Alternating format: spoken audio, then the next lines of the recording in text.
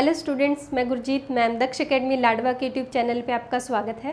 तो बच्चों, आज की क्लास में हम करेंगे उत्तर वैदिक काल के लिटरेचर के बारे में। उत्तर वैदिक काल का लिटरेचर एग्ज़ाम के पॉइंट ऑफ व्यू से बहुत इंपॉर्टेंट है, क्योंकि काफ़ी बार इसमें से क्वेश्चंस आते हैं। तो हम स्टार्ट करते हैं आज यजुर्वेद से। यजुर्वेद की अगर हम बात करें बच्चों, यजुर्वेद हमारे पास एक ऐसा वेद है जो गद्य और पद्य दोनों में लिखा गया है। क्वेश्चन आता है, कौन सा वेद गद्य व पद्य दोनों में लिखा गया है? तो यजुर्वेद गद्य के रूप में भी लिखा हुआ है और पद्य के रूप में भी लिखा हुआ है। नेक्स्ट आता है, यजुर्वेद में क्या कुछ दिया गया है। यजुर्वेद में बच्चों जितने भी टाइप के यज्ञ होते हैं उसमें क्या कुछ विधि विधान किए जाते हैं, तो ये सारा किस में दिया गया है? यजुर्वेद में दिया गया है। जैसे मैंने आपको पहले क्लास में भी बताया था कि जो वेद है, वेद का मीनिंग क्या होता है? नॉलेज। आज हमारे पास वो नॉलेज नहीं है जो उस टाइम में वेदों में लिखी गई है, क्योंकि आज के टाइम में साइंस ने इतनी प्रोग्रेस कर ली, लेकिन फिर भी हम उस पॉइंट तक नहीं पहुंच पाए जो वेदों में दिया गया है।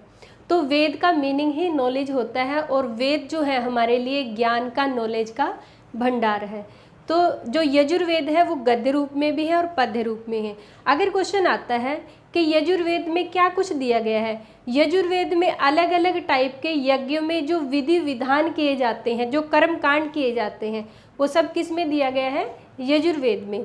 नेक्स्ट क्वेश्चन आता है कि महर्षि पतंजलि के अनुसार यजुर्वेद की अगर हम बात करें, जब स्टार्टिंग में लिखा गया था तो ये बहुत बड़ा था। महर्षि पतंजलि ने यजुर्वेद की 101 शाखाएं बताई हैं। कितनी बताई हैं? 101 शाखाएं यजुर्वेद की बताई हैं। लेकिन आज के टाइम में ये सारी इसकी शाखाएं हमारे पास नहीं है। आज के टाइम में यजुर्वेद की सिर्फ 2 शाखाएं मिलती हैं। कौन कौन सी? एक तो कृष्ण यजुर्वेद और एक शुक्ल यजुर्वेद। शुक्ल यजुर्वेद।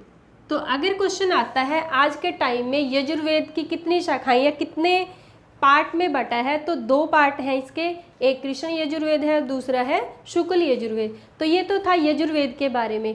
नेक्स्ट हमारे पास आता है सामवेद। सामवेद बच्चों सबसे ज़्यादा, अगर लिटरेचर की हम बात करें उत्तर वैदिक काल के, सबसे ज़्यादा जो क्वेश्चन बनते हैं वो किसमें से? सामवेद में से आते हैं। सामवेद को क्या कहा जाता है? सामवेद को भारतीय संगीत का जनक, भारतीय संगीत का जनक किसे बोला जाता है? सामवेद को। और सामवेद ही संगीत की प्रथम पुस्तक है। संगीत की पहली पुस्तक कौन सी है? सामवेद है, क्योंकि सामवेद में ही संगीत के 7 स्वर पहली बार मिले हैं। संगीत के 7 स्वर जिनसे संगीत बना है, तो वो सबसे पहली बार किस में से मिले थे? सामवेद में से मिले थे। इसलिए इसको क्या बोला जाता है? भारतीय संगीत का जनक बोला जाता है। नेक्स्ट है बच्चों, सामवेद सबसे छोटा वेद है। सबसे, अगर क्वेश्चन आता है सबसे छोटा वेद कौन सा है, तो सामवेद चारों वेदों में सबसे छोटा वेद है सामवेद। क्लियर? नेक्स्ट है बच्चों, सामवेद में सिर्फ संगीत के बारे में ही नहीं बताया, सामवेद में साइंस के बारे में भी बताया है। जो आज के टाइम में वैज्ञानिकों ने हमें बताया है, जितने भी साइंटिस्ट हैं जो सर्च में लगे रहते हैं, वो हमें आज के टाइम में वो बातें बता रहे हैं। आज से हजारों साल पहले वो वेदों में लिखा है। सामवेद में इसके अलावा और क्या लिखा गया है? सामवेद में लिखा है कि इंद्र ने पृथ्वी को घुमा रखा है। इंद्र ने पृथ्वी को घुमा रखा है। तो इस बात का मीनिंग क्या होता है? इस बात का मीनिंग ये बनता है कि पृथ्वी की रोटेशन, यानी अर्थ की रोटेशन, अर्थ रोटेट करती है अपनी एक्सिस पे। तो ये बात भी किस में बताई है? सामवेद में। सिर्फ संगीत ही नहीं, संगीत के अलावा साइंस के बारे में भी इसमें बताया है। नेक्स्ट बात जो बताई है, चंद्र के मंडल में सूरज की किरणें विलीन होकर प्रकाशित होती है। चंद्र के मंडल में सूरज की किरणें विलीन होकर प्रकाशित होती हैं। इसका मीनिंग क्या बनता है? Moon reflect the light of the sun. Moon reflect the light of the sun. तो मैं लिख देती हूँ, moon reflect the light of the sun.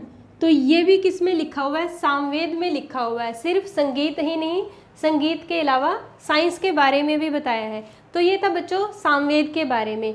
तो नेक्स्ट है बच्चों अथर्ववेद।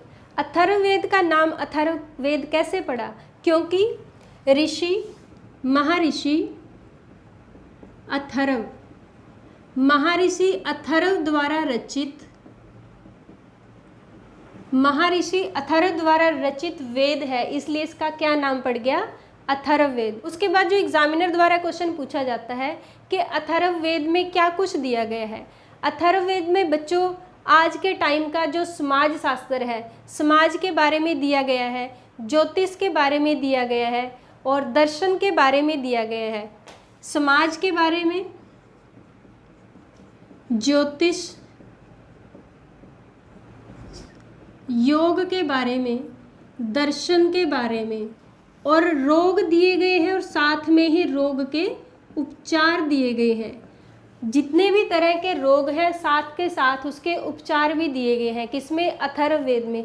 अथर्ववेद में इसके अलावा और क्या कुछ है, अथर्ववेद में जादू टोना और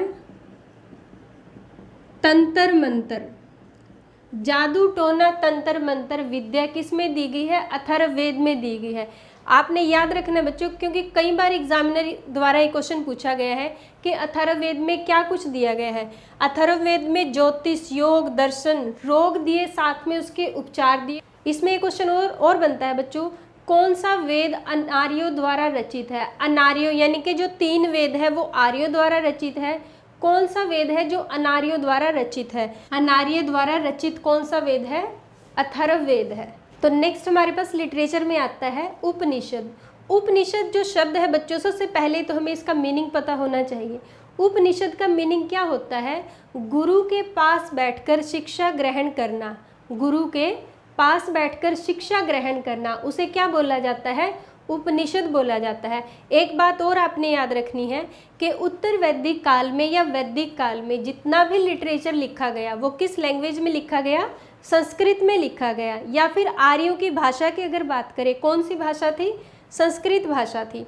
तो उपनिषद भी किस लैंग्वेज में लिखे गए, संस्कृत में लिखे गए। और उपनिषद का अगर मीनिंग पूछा जाता है तो गुरु के समीप बैठकर शिक्षा प्राप्त करना, उसे क्या बोला जाता है, उपनिषद। फिर उपनिषदों की संख्या पूछी जाती है। उपनिषद जो संख्या में कितने हैं, 108। संख्या में टोटल उपनिषद कितने हैं, 108 है। और उपनिषदों में से एक क्वेश्चन बच्चों बहुत बार रिपीट हुआ है और वो क्वेश्चन है सत्यमेव जयते किस उपनिषद से लिया गया है। सत्यमेव जयते, सत्यमेव जयते मीनिंग होता है हमेशा सत्य की जीत होती है। सत्यमेव जयते का मीनिंग हमेशा सत्य की जीत होती है। और सत्यमेव जयते किस उपनिषद से लिया गया है, और ये बात भी आपने याद रखनी है, सत्यमेव जयते हमारे राष्ट्रीय आदर्श वाक्य है। राष्ट्रीय आदर्श वाक्य सत्यमेव जयते हैं। जो अशोक स्तंभ है तो उसके नीचे क्या लिखा गया है, उसके नीचे सत्यमेव जयते, जो हमारा नेशनल एम्बलम है उसके नीचे क्या लिखा गया है, सत्यमेव जयते लिखा हुआ है। और सत्यमेव जयते का मीनिंग होता है हमेशा सत्य की जीत होती है। तो क्वेश्चन बनता है कि सत्यमेव जयते किस उपनिषद से लिया गया है। सत्यमेव जयते मुंडकोपनिषद से लिया गया। मुंडकोपनिषद से क्या लिया गया है, सत्यमेव जयते। नेक्स्ट है बच्चों वेदांग। वेदांग की अगर हम बात करें, वेदांग संख्या में कितने हैं, 6 हैं। वेदांग संख्या में 6 हैं। और वेदांग होते क्या है, देखो इसके साथ क्या जुड़ा हुआ है, वेद। वेद प्लस अंग यानी कि वेदों का अंग, उसे क्या बोलते हैं, वेदांग। वेदांग का मीनिंग क्या होता है, वेदों को पढ़ने के लिए जिस शास्त्र, जिस सोर्स का प्रयोग किया जाता है उसे क्या बोलते हैं, वेदांग बोलते हैं। यानी कि वेदों को जिस माध्यम से पढ़ते हैं, जिस सोर्स का प्रयोग करते हैं वेदों को पढ़ने के लिए, उसे क्या बोला जाता है, वेदांग। और वेदांग संख्या में कितने हैं, 6 हैं। वेदांगों के जो नाम हैं, जैसे शिक्षा, शिक्षा वेदांग है। व्याकरण, व्याकरण भी वेदांग है। ज्योतिष, ज्योतिष वेदांग है। निरुक्त, ये भी वेदांग है। छंद, और कल्प, ये 6 वेदांग हैं बच्चों। शिक्षा, व्याकरण, ज्योतिष, निरुक्त, छंद और कल्प, ये 6 वेदांग हैं। अगर क्वेश्चन आता है वेदांग संख्या में कितने हैं, 6। बच्चों जो भी वेदांग है, जैसे 6 वेदांग हैं, हर वेदांग की अपनी इम्पोर्टेंस है और हर वेदांग का अपना महत्व है। तो जैसे शिक्षा है, शिक्षा का क्या यूज़ है? शिक्षा जो है, शिक्षा वेदांग क्या बताती है? वेदों का जो सही उच्चारण है, वेदों को उच्चारित कैसे किया जाता है, तो वो किस में दिया गया है, शिक्षा में। उसके बाद आता है व्याकरण। व्याकरण की अगर आपको परिभाषा याद है, व्याकरण क्या बताती है? हमें किसी भी भाषा के शुद्ध रूप का प्रयोग बताती है, उसे क्या बोलते हैं, व्याकरण। तो व्याकरण वेदांग है। उसके बाद आता है ज्योतिष। ज्योतिष क्या होता है? नक्षत्रों को देखकर शुभ और अशुभ के बारे में बताना, तो वो किस में आता है, ज्योतिष में आता है। नक्षत्रों को देखकर शुभ अशुभ के बारे में बताना, ये किस में आता है, ज्योतिष में आता है।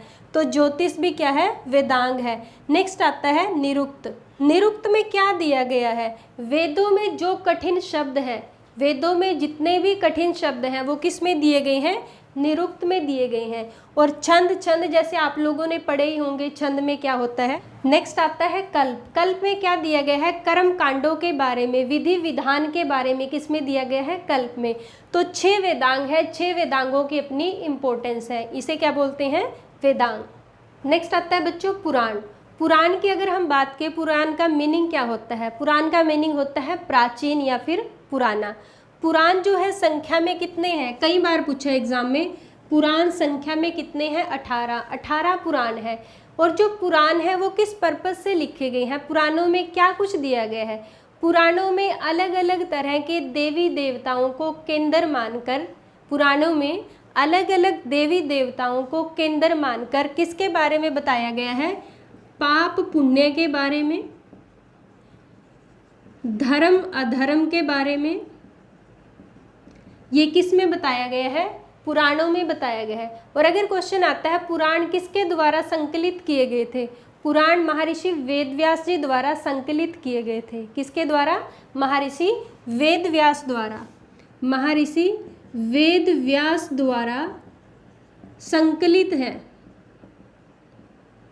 और किस भाषा में? संस्कृत भाषा में संकलित है। उसके बाद पुराणों में क्या कुछ दिया गया है बच्चों?